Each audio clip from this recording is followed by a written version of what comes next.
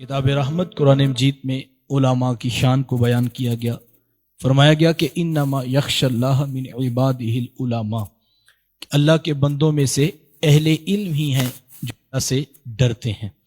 تو رب کا خوف جو ہے وہ علم کے ذریعے انسان کے اندر جو ہے وہ داخل ہوتا ہے، اور جس قدر خوف پیدا ہوتا چلا جائے اس کے عمل میں بھی نکھار آتا چلا جاتا ہے. کیونکہ جو معرفت ہے یہی اصل چیز ہے، اور اس کے نتیجے میں اثرات پیدا ہوتے ہیں. جو جس کو جتنا جانتا ہو اس کا اتنا ادب، اس کا اتنا احترام اور اس کا اتنا لحاظ رکھتا ہے.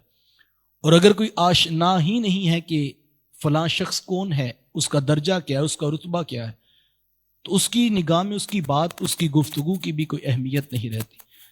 تو جس کو جتنا رب کا قرب مل جاتا ہے، جتنی اس کی ذات کی آشنائی ہو جاتی ہے، جتنا اس کو معرفت کا رنگ چڑھ جاتا ہے، اتنا نتیجے میں اس کو رب کا خوف بھی حاصل ہوتا ہے. آپ اس کی جو ہے وہ مثال اصحاب رسول کی زندگیوں میں دیکھ سکتے ہیں.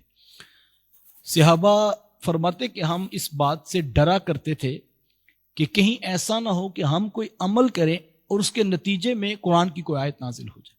یعنی ہر لمحے یہ خوف رہتا تھا. اور اس کی وجہ کیا تھی کہ رب کے رسول کو دیکھا تھا، اور حضور کو دیکھنے کی وجہ سے رب کا قرب اتنا حاصل ہو چکا تھا کہ ہر لمحہ اس کی طرف توجہ رہتی تھی کہیں وہ ناراض نہ ہو جائے. تو جس کو جتنا قرب حاصل ہوتا ہے، جتنی معرفت حاصل ہوتی ہے، جتنی پہچان اس کی ذات کی نصیب ہوتی ہے، وہ اتنا ڈرتا ہے کہ کہیں میرا رب مجھ سے ناراض نہ ہو جائے. اور حدیث موجود، اللہ کے رسول صلی اللہ علیہ وآلہ وسلم نے ارشاد فرمایا، حضور فرمایا کہ علم حاصل کرو تاکہ تمہارے سینوں میں رب کا خوف پیدا ہو سکے. یعنی علم کا نتیجہ یہ ہے کہ خوف خدا پیدا ہو جائے. اور اگر ایک شخص کو علم بھی حاصل ہے اور خوف خدا نہیں ہے، خشیت الہی کے جذبات اس کے پاس نہیں ہے، تو جو علم کا ثمر تھا وہ اس کو نصیب نہیں ہو رہا. تو قرآن نے اسی حقیقت کو بیان کیا، انما یخشى اللہ من عبادہ العلماء، کہ فرمایا کہ علماء ہی ہیں اللہ کے بندوں میں سے جو رب کا خوف اپنے سینوں میں رکھتے ہیں. تو علم نتیجہ دیتا ہے کہ رب کا خوف پیدا ہوتا ہے.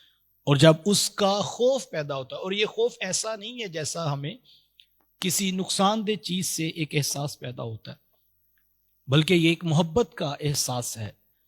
انسان جو ہے وہ کسی درندے کو دیکھتا ہے تو اس کے دل میں خوف پیدا ہوتا ہے.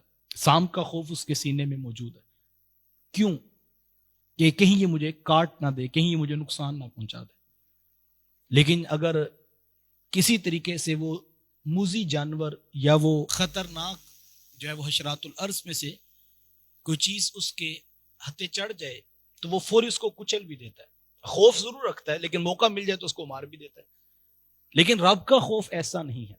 رب کا خوف کیسا ہے کہ بندہ مالک کی ناراضگی سے ڈرتا ہے، کہیں میرا مالک ناراض نہ ہو جائے. تو علم حاصل کرنے کا ایک بنیادی مقصد یہ ہے کہ ہمارے سینے میں خوف خدا اور خشیت الہی کے جذبات جو ہیں وہ پیدا ہوں، اور اس کے نتیجے میں ہم جو ہے وہ عمل کی راہوں کے مسافر بنیں.